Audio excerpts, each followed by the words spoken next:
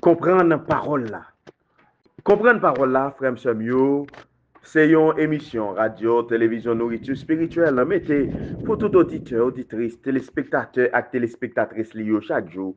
Une façon pour nous capables de méditer ce texte, l'église là, qui c'est maman nous, proposer nous dans la liturgie chaque jour. Yo.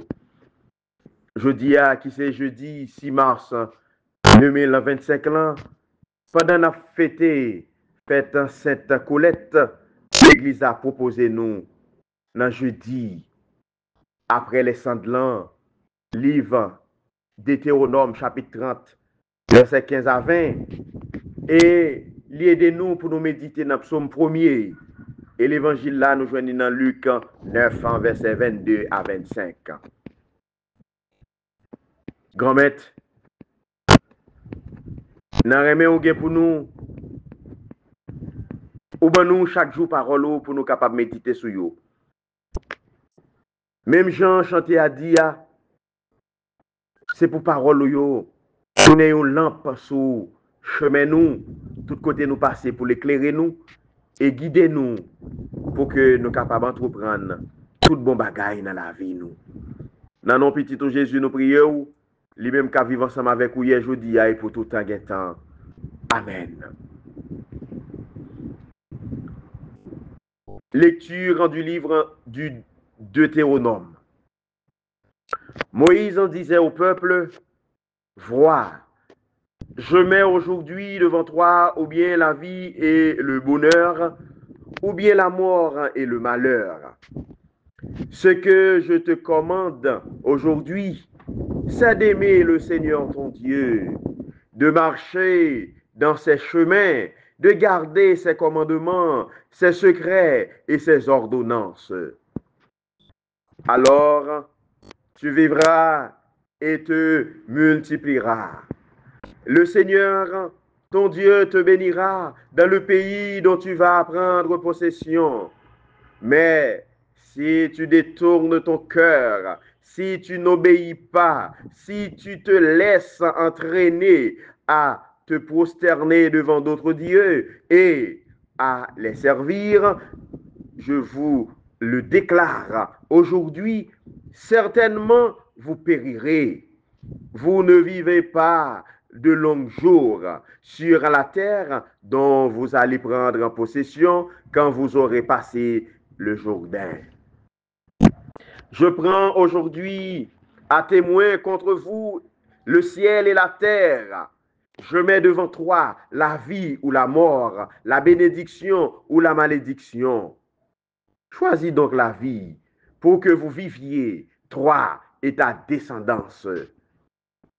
En aimant le Seigneur ton Dieu, en écoutant sa voix, en vous attachant à lui, c'est là que se trouve ta vie, une longue vie sur la terre que le Seigneur a juré de donner à tes pères Abraham, Isaac et Jacob.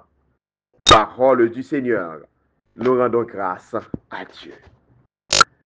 Heureux est l'homme qui met sa foi dans le Seigneur. Heureux est l'homme qui n'entre pas au conseil des méchants, qui ne suit pas le chemin des pécheurs, ne siège pas avec ceux qui ricanent, mais se plaît dans la loi du Seigneur et murmure la loi jour et nuit. Heureux est l'homme qui met sa foi dans le Seigneur. Il est comme un arbre planté près d'un rousseau qui donne du fruit en son temps et jamais son feuillage en ne meurt. Tout ce qu'il entreprend réussira. Tel n'est pas le sort des méchants. Heureux l'homme est l'homme qui met sa foi dans le Seigneur. Mais ils sont comme la paille balayée par le vent. Le Seigneur connaît le chemin des justes, mais le chemin des méchants se perdra. Heureux est l'homme qui met sa foi dans le Seigneur.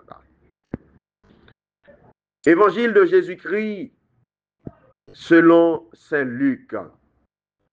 En ce temps-là, Jésus disait à ses disciples, il faut que le Fils de l'homme souffre beaucoup, qu'il soit rejeté par les anciens, les grands prêtres et les scribes qu'il soit tué et que le troisième jour, il ressuscite. Il leur en disait à tout celui qui veut marcher à ma suite, qu'il renonce à lui-même, qu'il prenne sa croix chaque jour et qu'il me suive. Car celui qui veut sauver sa vie la perdra, mais celui qui perdra sa vie à cause de moi la sauvera. Quel avantage un homme aura-t-il à gagner le monde entier s'il se perd ou se ruine lui-même? Acclamons la parole de Dieu. Louange à toi, Seigneur Jésus. L'arbre garde l'espérance, on le coupe, il envertira à nouveau et ses rameaux. Job 14, 7 à 10. Dans l'écriture 7, le bois symbolise tantôt la croix, tantôt l'homme, juste ou même injuste, et tantôt la sagesse incarnée de Dieu. C'est en effet la croix que désigne le bois quand il est dit « Mettons du bois dans son pain ». Jérémie 11, 19. Car mettre du bois dans son pain, c'est attacher le bois de la croix au corps du Seigneur. Le mot arbre évoque aussi l'homme, juste ou injuste. Quand le Seigneur en dit par la bouche du prophète, c'est moi, le Seigneur, qui ai humilié l'arbre élevé et relevé l'arbre humilié. Car ces paroles sont conformes à celles de la vérité. Quiconque s'élève sera humilié et quiconque s'humilie sera élevé. Luc 14, verset 11. Et l'arbre figure encore à la sagesse de Dieu incarnée, dont l'Écriture en dit, elle est un arbre de vie pour ceux qui l'ont saisi. Proverbe 3, 18. Et elle le dit elle-même, si l'on traite ainsi le bois vert, quand viendra-t-il du bois sec? Luc 23, verset 31. L'arbre garde l'espérance. Si on le coupe, il vertira à nouveau. Job 14, verset 7. Lorsque, dans sa passion, le juste est frappé de mort pour la vérité, il recouvre la vie dans la verte fraîcheur de la vie éternelle. Et celui qui, en ce monde, trouvait sa force dans la foi, trouve sa force là-haut dans la vision béatifique. Et ces rameaux puileront parce que très souvent, devant la passion du juste, les fidèles se multiplient dans un élan d'amour pour la patrie céleste et ils reconnaissent la verte fraîcheur de la vie spirituelle dans leur joie et l'avoir vu œuvre en ce monde avec une telle force d'âme pour la gloire de Dieu. C'était une réflexion de Saint Grégoire le Grand, pape et docteur de l'Église. Le renoncement à soi-même. Saint François de Sales nous montre que l'amour que nous avons pour nous-mêmes est affectif et affectif. L'amour effectif est celui qui gouverne les grands, ambitieux, d'honneur et de richesse, qui se procure dans de biens et qui ne se rassasie jamais d'en acquérir. Cela, dis-je, s'aime grandement de cet amour effectif. Mais il y en a d'autres qui s'aiment davantage de l'amour affectif. Ceux-ci sont grandement tendres avec eux-mêmes et ne font jamais autre chose que ce d'orloter, soigner et réconforter. Ils craignent tant tout ce qu'il pourrait leur nuire que ces grandes pitiés. Cette tendreté est plus insupportable encore aux choses de l'esprit qu'aux choses corporelles. Surtout si elle est par malheur pratiquée ou entretenue par les personnes les plus spirituelles lorsqu'elles voudraient être enceintes du premier coup, sans qu'il leur en coûta rien, par même les combats que leur cause la partie inférieure de l'âme par ses répugnances envers les choses contraires à la nature. Répugner à nos répugnances, faire taire nos préférences, mortifier nos actions, mortifier le jugement et renoncer à la volonté propre est une chose que l'amour effectif et tendre que nous nous portons à nous-mêmes ne peut se permettre sans crier « Oh, que cela nous coûte !» et ainsi nous ne faisons rien. Il vaut mieux porter une petite croix de paille que l'on m'a mise sur les épaules sans mon choix, qu'aller ou en couper une bien plus grande dans du bois avec beaucoup de travail et la porter ensuite avec une grande peine. Et je serai plus agréable à Dieu avec la croix de paille qu'avec celle que je me serais fabriquée avec plus de peine et de sueur et que je porterai avec plus de satisfaction à cause de l'amour propre qui se plaît tant à ses inventions et si peu à se laisser simplement conduire et gouverner. C'était une réflexion faite par Saint François de Sales, évêque de Genèse et docteur de l'Église.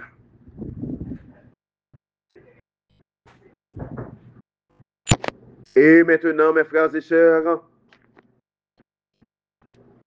Sainte Claire d'Assise, fondatrice de l'ordre des pauvres dames ou Clarisse,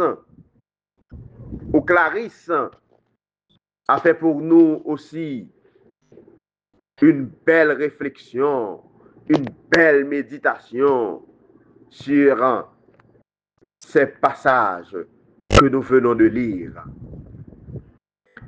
Regarde le Christ pauvre. C'est au Christ pauvre que tu dois rester attaché. Vois comme il s'est rendu pour toi objet de mépris. Et suis-le en te faisant, toi aussi, par amour pour lui, objet de mépris pour le monde.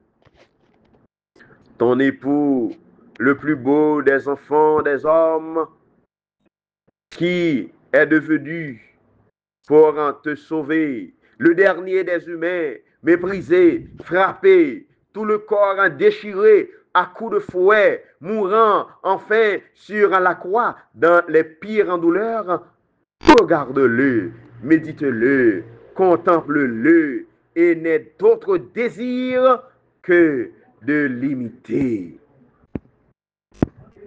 Si tu souffles avec lui, tu régneras avec lui. Si tu pleures avec lui, tu partageras sa joie. Si tu meurs avec lui au milieu des tortures de la croix, tu ira prendre possession des demeures célestes de la splendeur des saints. Ton nom sera inscrit au livre de vie et deviendra glorieux parmi les hommes. Tu participeras pour toujours et dans l'éternité à la gloire du royaume des cieux pour avoir abandonné des biens terrestres et éphémères et tu vivras dans les siècles des siècles.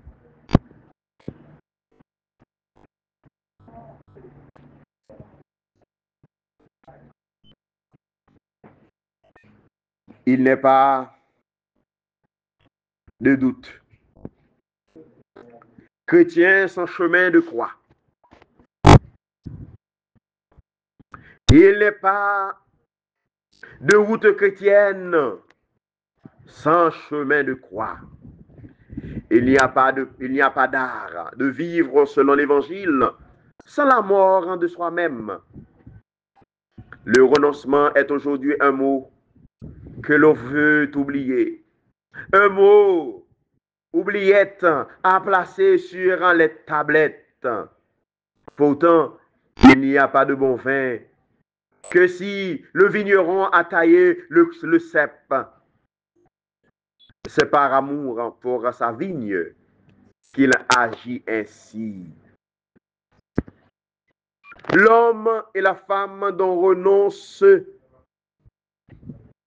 l'homme et la femme dont renoncement ne sont pas les mutilés. Ils sont comme l'exprime Jean-Claude Barrault, Souvenir de demain, des personnes qui se passionnent surtout et ne tiennent à rien. Renoncer n'est pas manquer sa vie, c'est choisir la vie. De renaître de cette eau jaillissante en vie éternelle. Si tu savais le don de Dieu. La tentation est d'entrer en carême par lassitude, sans grande espérance, parce qu'on se croit trop avancé en âge pour changer. Entrer en carême pour respirer vivre à un autre rythme. Le carême n'est pas un temps d'action, mais de contemplation. Il convie aux chasses au face à face avec soi et avec Dieu. Il convie à mourir d'aimer. Il convie au cœur. Dieu fait paraître ton jour. Le seul intermédiaire nécessaire est celui de la parole. La parole vivante, efficace et plus incisive qu'aucun glaive à deux tranchants. Hébreux 4, 12. Une avalanche de sacrifices ne servirait à rien si nous ne connaissions pas jeûner de ceux qui nous opposent à la loi du Seigneur, faire tomber les chaînes injustes, délier les attaches du joug, rendre la liberté aux opprimés. À votre contemplation, un chemin de tendresse et de vie nous est proposé. Dans cette histoire, rencontre événement de Jésus qui se rend au puits de Jacob pour donner à boire, une invitation à ne pas rester sur place, à ne pas faire du surplace, mais à prendre le chemin de la croix, chemin d'absolu et de renouvellement. Éviter ce chemin, c'est paradoxalement sensibiliser dans la mort. Nous sommes convoqués au rendez-vous du silence que notre communauté laisse en place à l'esprit qui nous pousse dans le secret au désert. L'abondance se trouve dans le dépouillement Amen. Et pour finir, mes frères et sœurs, écoutons une homélie faite par le révérend père Étienne Anémie, CSSP, sur cette péricope d'évangile.